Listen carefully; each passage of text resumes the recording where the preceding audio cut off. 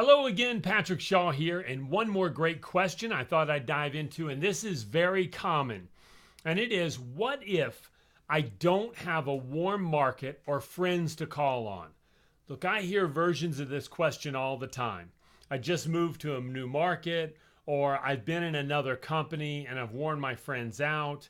I don't feel comfortable calling on people. I think this plagues maybe 50% of the people that join a network marketing company. Now, here's the reality. The majority of them, it's simply not true. They do have a list they could put together. They could take their phone, and those are contacts, and you have some level of credibility with them. But I also believe this. As Emerson said, a man convinced against his will is of the same opinion still. Convincing folks that they can call on those individuals is probably not going to work most of the time, even if you make all the valid points. So what we have to do is we have to deal with folks, and maybe this is you, who feel like, or in reality, don't have a warm market to reach out to. Okay? Now, number one is make sure that you're with a company that has a product that stands on its own 2 feet, that it's viable without the business opportunity attached. That means that you can take their product or service and you can go out and introduce people to the business through the product.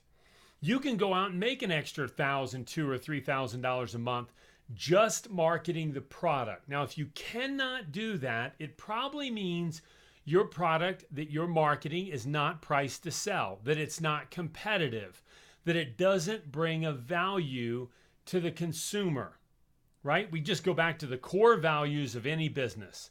Is the product really viable? Is it priced to sell? If you can't go retail it, then there's probably something more foundational that is wrong with the business that you're in. Now, aside from that, what if you don't have a warm market? Well, yes, you can do other things. You can leverage advertising. You can attend network marketing or networking events where you're socializing and talking about your individual business. You can apply the 3-foot rule where you bump into people, you have a quick conversation, right? And you find out if they're keeping their career options open or they're open-minded to your specific product or service. In the Legal Shield business, it's pretty simple for us. You know, we bump into people and talk to them and ask them what their background is and what they do and how long they've been doing in that. And in turn, they usually ask us the same thing. And when we explain that we market Legal Shield, they ask what that is. And you say, well, let me give you an example. If you could call an attorney and ask any question you wanted without receiving a bill, would you? Well, that's what we do. And then you can take the conversation from there. Herbalife built a $1 billion company on wearing pins that says, lose weight and ask me how, right? So there are lots of options in the 3-foot space. You can run ads. The danger of these things, last thing to mention here, the danger of all these options are that people that join network marketing, for the most part, they're not salespeople. And you have to drive a system that will duplicate, that lots of people can do. When you get somebody started, the number one thing in their mind is, can I do what you just did to me? And would I want to do what you're doing?